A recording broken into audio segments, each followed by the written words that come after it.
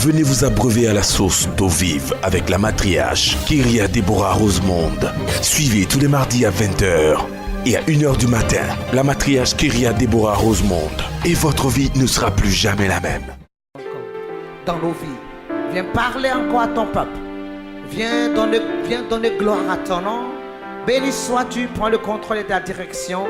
Dans le nom puissant d'Yeshua Mashiach, que nous élevons la voix et que nous sommes exaucés. Et ensemble, on dit très fortement Amen. On acclame notre Dieu. Nous allons prendre nos Bibles dans le livre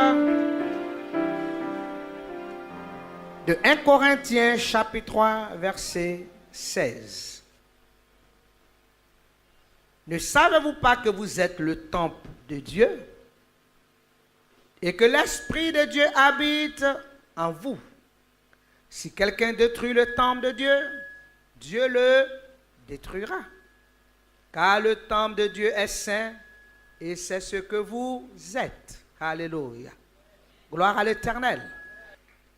L'apôtre Paul a adressé cette lettre à l'église de Corinthe afin de les éclairer sur leur statut. Alléluia. Afin que les enfants, les églises, les enfants de Dieu à Corinthe sachent qu'est-ce qu'ils représentent devant le Seigneur. Alléluia. Dieu veut que tu saches ce que tu représentes devant sa face. Alléluia. Le thème de mon message ce matin, je suis le temple de Dieu. Alléluia. Je suis le temple de Dieu. Alléluia. Bien-aimé, le temple, c'est un bâtiment qui est consacré pour vouer un culte. Un bâtiment qu'on érige pour vouer, et on consacre ce bâtiment-là pour vouer un culte, pour adorer un Dieu, pour adorer une divinité. Donc c'est un bâtiment vraiment qui montre, c'est-à-dire qu'on voit, c'est-à-dire on voit sa présentation. Quand on voit sa présentation, on sait que c'est quelque chose qui est différent des autres, des autres bâtiments, des autres constructions. Hein? Donc, des fois, ça s'impose, des fois, ça se fait remarquer, ça se remarque, ça se distingue. Alléluia. Et dans ce bâtiment, alléluia, bien-aimé, on vient vouer un culte pour adorer une divinité, pour adorer un Dieu. Alléluia.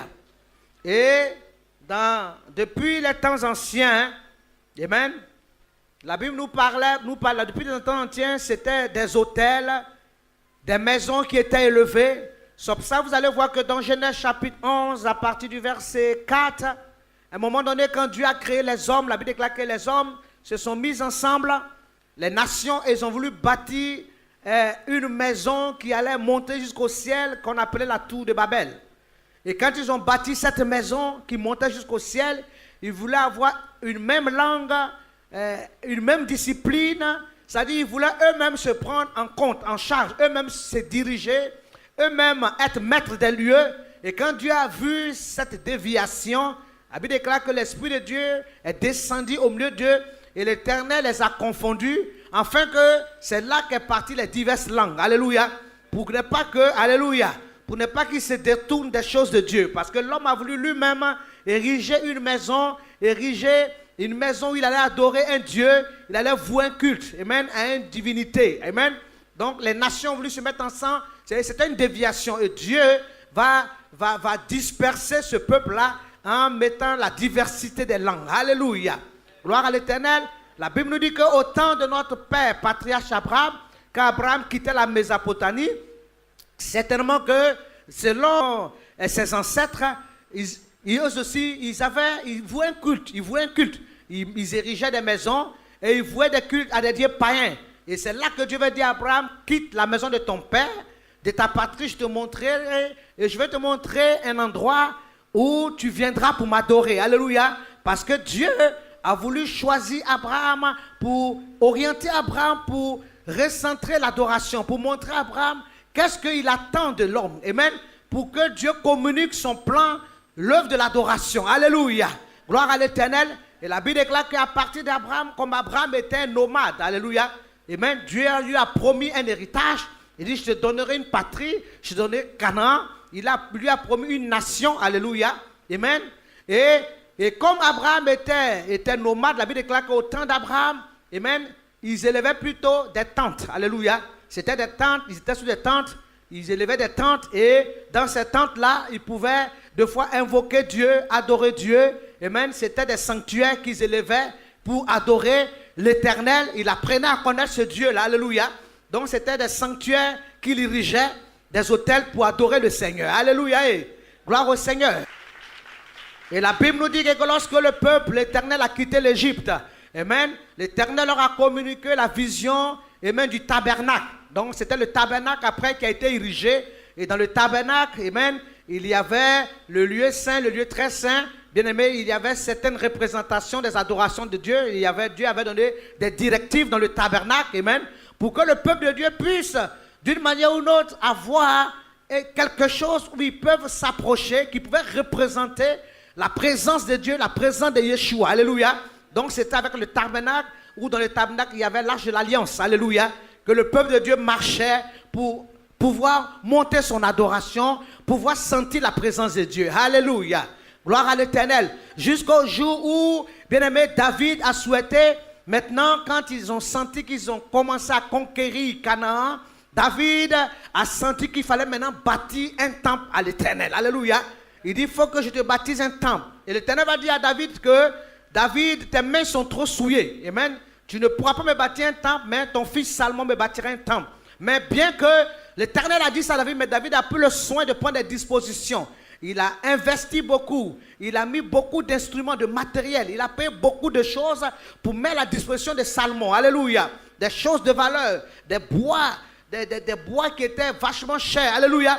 Pour que Salomon, son fils, puisse accomplir ce projet. Alléluia. Gloire au Seigneur. Et Salomon va bâtir le temple de l'Éternel. Alléluia. Amen. 1000 ans avant Jésus-Christ, autour de 980.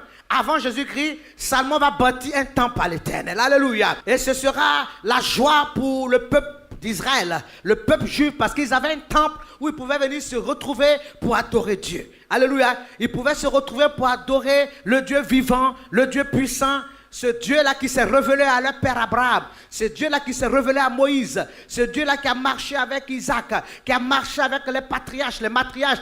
Bien aimé, ils avaient un lieu où ils pouvaient adorer l'Éternel. Alléluia. La Bible nous dit que, bien aimé, où ce temple a été bâti, la Bible dit que ce temple où Salomon a bâti ce temple vers le lieu, la terre que David avait achetée à Ravna. À Ravna, David avait acheté une terre où David a dit, je ne peux pas acheter quelque chose qui ne coûte pas à mon Dieu. Donc c'est cette terre que David avait achetée, c'est là que le temple a été bâti par Salomon. Alléluia. À Ravna, alléluia. C'est là que le temple a été bâti. Cette terre avait été achetée par David. Et David a mis de son prix. Parce qu'il dit, je ne peux pas acheter quelque chose qui ne coûte pas à mon Dieu. Eh bien, je vais adorer mon Dieu, mais je vais l'adorer avec mon corps, avec mes lèvres, avec mon âme et avec mes biens. Alléluia.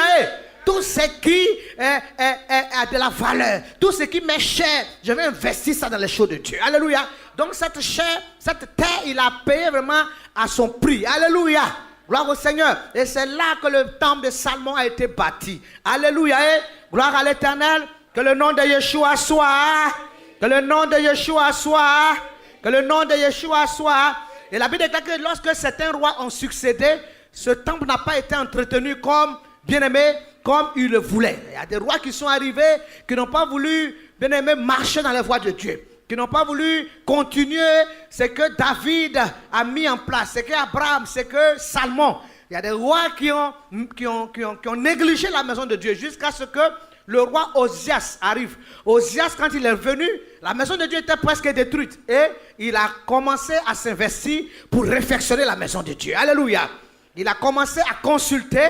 Et même c'est là que Hulda a été consulté pour avoir la direction. Parce qu'il voyait que la malédiction était sur le peuple. Il voyait que la détresse, il voyait que la défaite était pour le peuple. Les promesses que Yeshua avait faites sur la vie semblaient ne pas s'accomplir. Donc il va chercher quelle est la direction divine, quel est le plan de Dieu. Et quand il va avoir la révélation que la maison de Dieu est détruite et que le livre de la loi a été oublié, il va revenir à cela. Il va restaurer la maison de Dieu. Alléluia. Amen. Alléluia. Et bien aimé, et il va orienter encore le peuple dans les choses de Dieu. Et il va réaménager la maison de l'Éternel. Alléluia. Parce qu'il a dit, il faut que la maison de Dieu soit réaménagée et qu'on puisse adorer Yeshua Mashiach. Alléluia. Et acclame très fort l'Éternel. Et cela, quand Josias l'a fait, c'était en 640 avant Jésus-Christ. Alléluia. Gloire à Dieu. Que le nom de l'Éternel soit.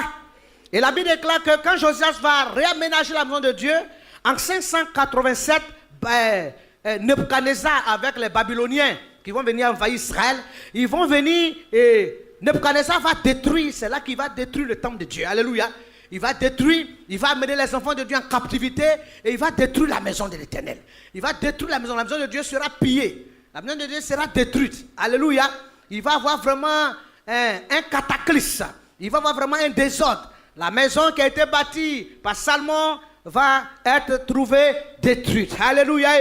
Mais la Bible nous déclare que quand les enfants de Dieu vont aller en captivité, alléluia, amen, ils vont aller en captivité, pendant qu'ils partent en captivité, ils sont en captivité, la Bible déclare que Dieu va se révéler à Ézéchiel en 571 avant Jésus-Christ. Et Dieu va montrer la nouvelle vision du temple à Ézéchiel. Alléluia. Amen.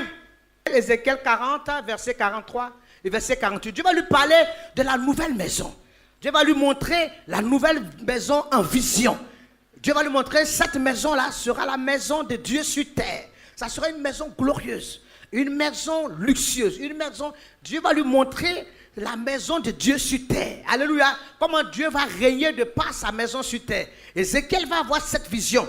Et Ézéchiel va partager la vision au peuple de Dieu. Mais la Bible déclare que lorsque les enfants d'Israël vont revenir de la captivité de Babylone, alléluia, gloire éternelle, avec Zorobabel à la tête, ils vont essayer de réfectionner le temple qui avait été détruit, alléluia, par les Babyloniens. Alléluia, gloire à Dieu. Ils vont essayer de refaire ce temple-là, ils vont essayer de reconstruire ce temple, alléluia. Mais la Bible dit que quand ils vont reconstruire ce temple, alléluia, ils vont reconstruire ce temple, mais ils ne vont pas l'arche de l'Éternel. Parce que quand la maison a été pillée, l'arche de l'Éternel a été prise. Donc ils vont reconstruire ce temple. Ils vont retrouver certains ustensiles qui ont été vendus, qui ont été vilipendés, qu'ils vont ramener, mais ils ne vont pas retrouver l'arche de l'Éternel. Alléluia. Mais tant soit peu, ils vont reconstruire le temple de l'Éternel. Alléluia. Et c'était une victoire pour le peuple de Dieu. Alléluia. Alléluia. Donc, c'était quand ils vont reconstruire, ils vont refaire, ça sera un temple, mais ça ne sera pas aussi grand que le temple de Salomon. Ils vont essayer de reconstruire un temple, mais la Bible dit que ce temple sera plus petit que le temple de Salomon. Mais ils ne vont pas retrouver l'arche de l'Éternel. Alléluia. Et ce temple va durer au moins des années. Ils vont glorifier Dieu. Et c'est là que, bien aimés, ils vont célébrer l'Éternel pour cette victoire, où ils vont consacrer l'âme de l'Éternel, où en ce mois, bien aimé, c'est le mois qui est consacré à la victoire du peuple d'Israël, où le temple sera consacré, l'huile sera versée, et bien ça sera la fête de la lumière, la fête de la consécration du temple, la fête de l'adoration du peuple de Dieu, alléluia, où le peuple va encore retrouver son adoration avec son Dieu vivant, la consécration du temple, alléluia, la lumière de Christ va encore poindre pour les éclairer, alléluia, parce que ce peuple marchait avec la direction divine de Yeshua, alléluia, ce peuple avait toujours besoin de la lumière de Christ, parce que Christ était la lumière, alléluia. Donc, bien aimés, ils vont rebâtir ce temple, alléluia, gloire au Seigneur. Et la Bible déclare que plus tard, ce temple aussi ne va pas subsister. Amen. Ce temple sera détruit. Alléluia. Amen. Ce temple sera détruit. Ce temple va peut-être subsister peut-être 500 ans. Et ce temple sera aussi détruit.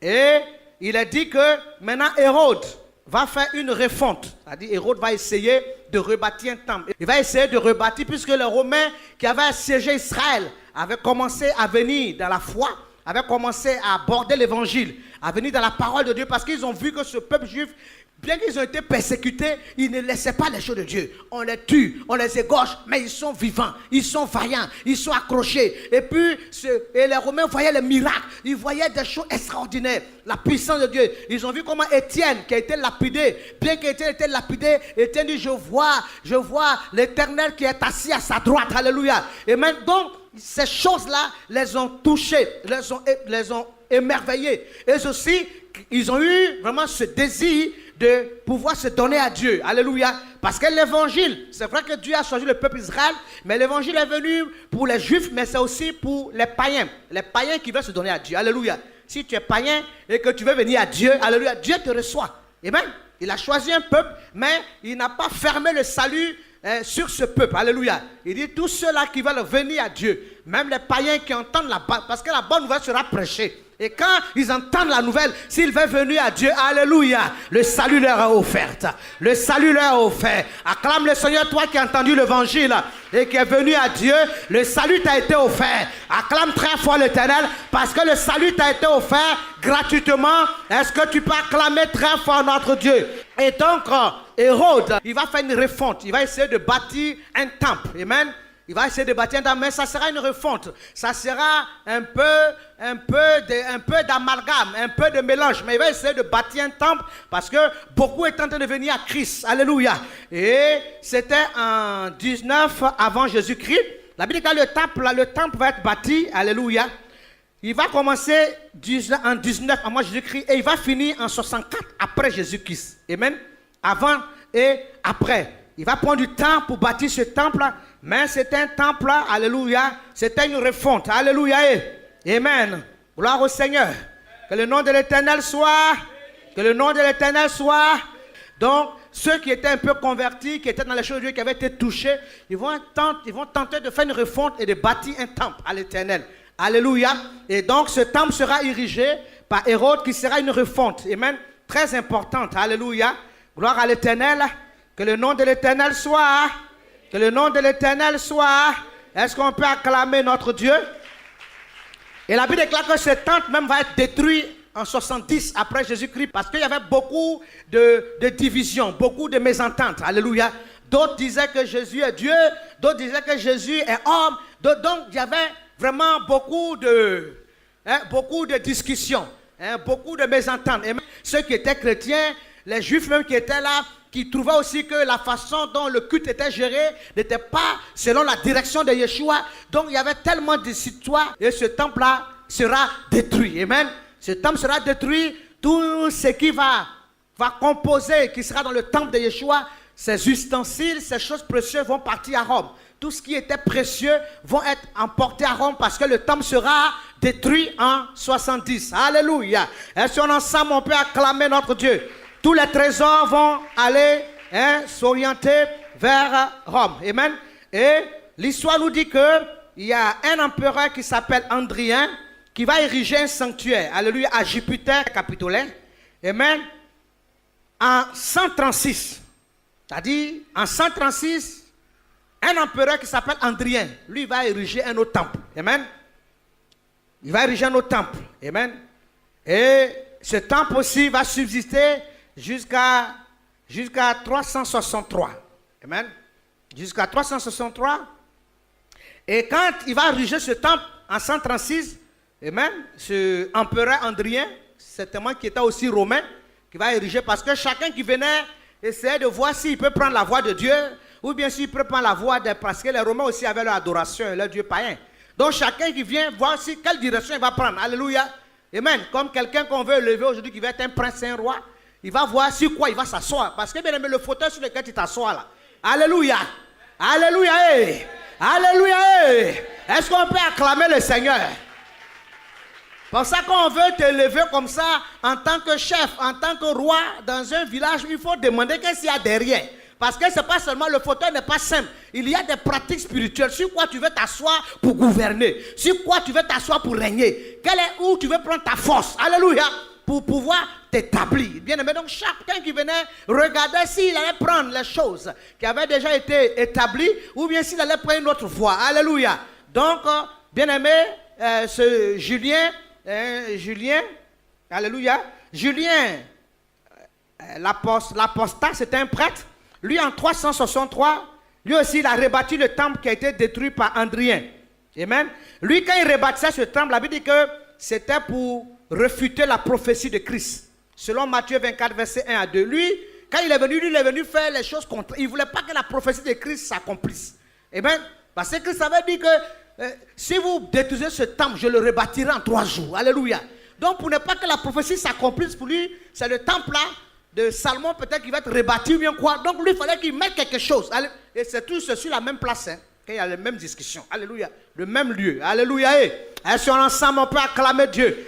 Et lui, il va bâtir ce temple-là pour pouvoir arrêter la prophétie de Christ. Amen. Pour que si Christ veut rebâtir le temple, il ne puisse plus. Il s'est dit, bon, peut-être c'est là, puisque la prophétie a été dit. Ézéchiel aussi a annoncé la prophétie de ce temple glorieux qui sera rebâti. Alléluia. Gloire à l'Éternel. Donc il va rebâtir, il va bâtir un temple pour empêcher la prophétie de Christ. Alléluia. Amen. Amen. En 681. En 363, Julien l'apostat. Amen. Et ce temple va être aussi détruit. Et en 691, amen, Abd al-Makin construit un temple, du temple de Salomon, et sur le dôme du rocher, on appelait ce truc-là, on l'appelait Hathor, mosquée d'Omar. Donc, en 691, voici un autre peuple qui va venir, amen, un peuple qui va venir, et qui va bâtir aussi un temple là. Et ce temple va s'appeler mosquée d'Omar. Alléluia, alléluia, alléluia. D'où vous comprenez l'histoire, alléluia. Amen, l'histoire de la Palestine, l'histoire des histoires que les nations, les peuples ont, Israël a avec la Palestine. Alléluia. Parce que les Juifs vont dire que nous, on était les premiers, on a acheté la terre, on a bâti le temple de Salomon. Ils vont dire non, depuis ce temps-là jusqu'à maintenant, nous, on a bâti aussi un temple. Alléluia. Bien-aimés, et c'est le Seigneur qui a l'œuvre de toutes ces choses, et c'est le Seigneur qui donnera, alléluia, la réponse à toutes ces choses. Est-ce qu'on peut acclamer notre Dieu? Mais ce que je vais te dire ce matin, alléluia, c'est que lorsque Christ dans la nouvelle alliance, amen, bien qu'Ézéchiel ait donné la vision qu'il y aura le nouvel temple bâti, quand Christ est venu, Christ a parlé à son église. Et Christ a dit à son église, vous êtes le temple de Dieu. Alléluia. Parce que les gens se battaient beaucoup sur le temple, sur la construction. Mais Christ va dire, c'est vous qui êtes le temple. Alléluia. Vous êtes le temple. Votre corps est le temple. Alléluia. Je fais de vous mon temple. Alléluia. Parce qu'en réalité, c'est vrai. Me bâtir un sanctuaire, me bâtir une maison. Alléluia. Ce n'est pas mauvais. Alléluia. J'ai donné la vision à Ézéchiel que le temple sera rebâti. Mais pour l'heure, ce que j'attends des adorateurs, c'est que vous devenez mon temple. Devenez le temple de Dieu. C'est que vous devenez mon temple. Je veux que vos vies deviennent mon temple. Votre corps devienne mon temple. Je veux habiter en vous. Mon esprit veut être en vous. Ma présence veut être en vous. Si je suis en vous, alléluia, alléluia, alors je suis fort. Si je suis en vous, alors mon œuvre peut avancer. L'évangile peut être prêché. Vous êtes devenu le temple du Dieu vivant. Alléluia.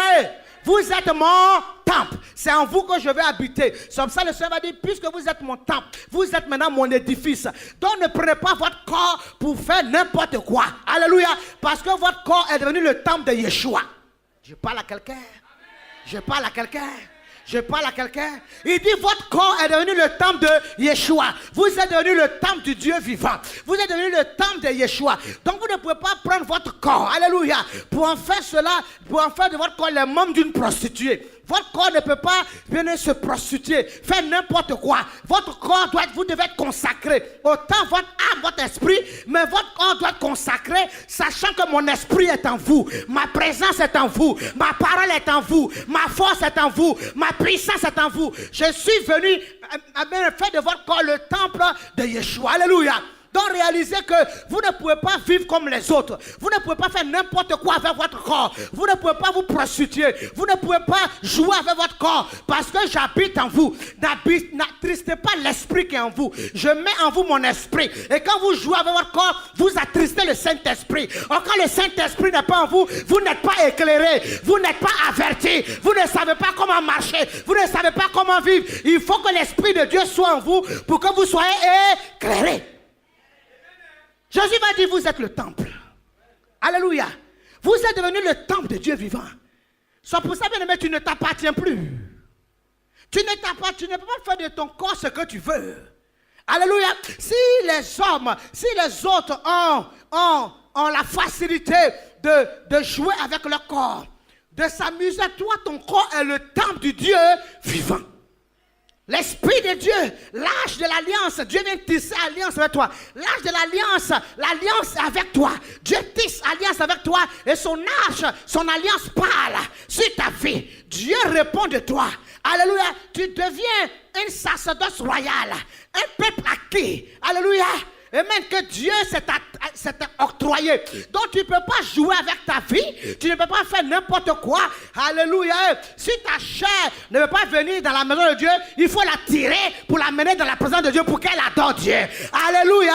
Parce que, bien aimé, ta chair doit être soumise à la parole. Il faut dire à ta chair que ce que nous devons servir, c'est Yeshua Mashiach. Où on doit passer le temps, c'est dans la présence de Dieu. Où on doit louer Dieu, c'est dans la présence de Dieu. Que ta chair se soumette. Et que ta chair aime les choses de Dieu. Alléluia. Alléluia. Jésus m'a dit, vous êtes le temple du Dieu vivant. Vous êtes maintenant l'édifice, c'est-à-dire le bâtiment ce bâtiment qui était construit à la gloire de Dieu. Maintenant, vous êtes ce bâtiment. C'est vous qui devez refléter la gloire de Dieu.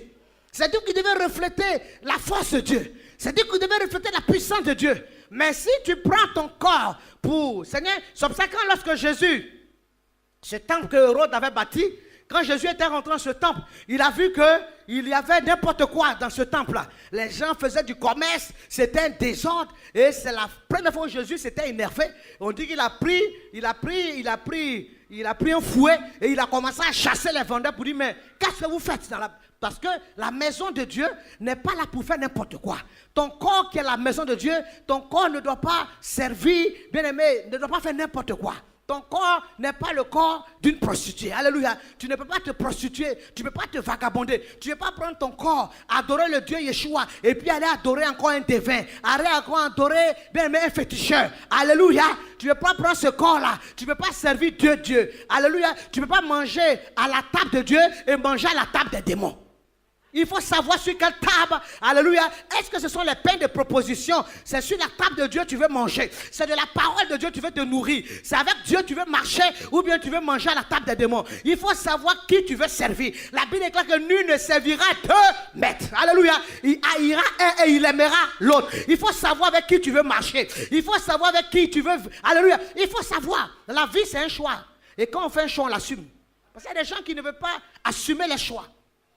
Il ne faut pas, c'est facile de mettre la responsabilité sur quelqu'un d'autre, mais toi-même tu fais quoi? Tu décides quoi? Alléluia! Toi-même tu décides quoi? Parce que devant le trône de Dieu, tu ne dirais pas mon père, ma mère, Dieu va dire, chacun va répondre de lui-même.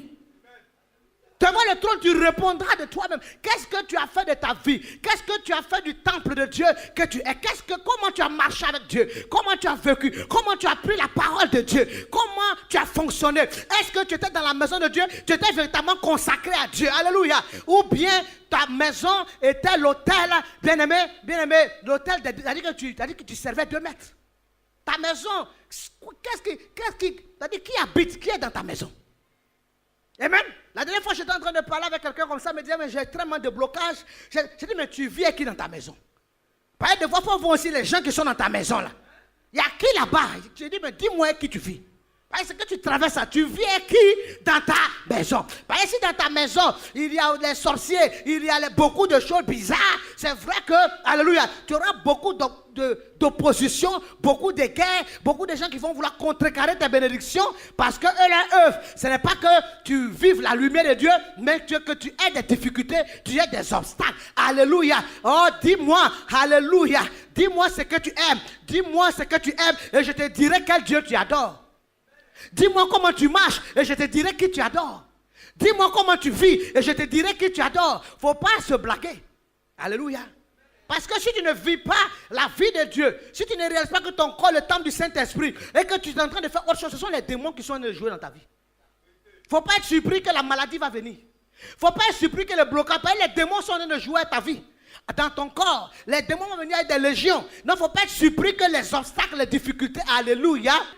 Amen. Je te dirai quels sont les esprits qui sont en train de travailler. Parce que si tu joues avec ton temple, tu joues avec ton corps, les démons aussi vont avoir accès. Alléluia. Jésus n'a pas supporté qu'il y ait un désordre quand il a vu la configuration. Il dit, mais c'est n'importe quoi. C'est ça la maison de l'Éternel. C'est ça vous apaisez le temple de Dieu. C'est ça Dieu. Alléluia. Alléluia. Bien-aimé, tu es le temple de Yeshua. Est-ce que tu peux te lever et tu peux crier? Tu es le temple de Yeshua.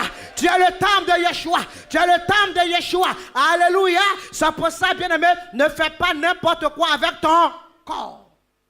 Tu es mon libérateur. Tu Tu es mon guide, à part toi, il n'y a point d'autre Dieu. Tu es ma joie de vivre, tu es l'unique. En dehors de toi, il n'y a point d'autre Dieu. Vous avez été touché par ce message de la matriarche Kyria Deborah Rosemond. Veuillez nous contacter au numéro suivant. Abidjan, plus 225 23 53 57 82 47 27 24 02 08 65 48 33. San Pedro, plus 225 07 59 11 33.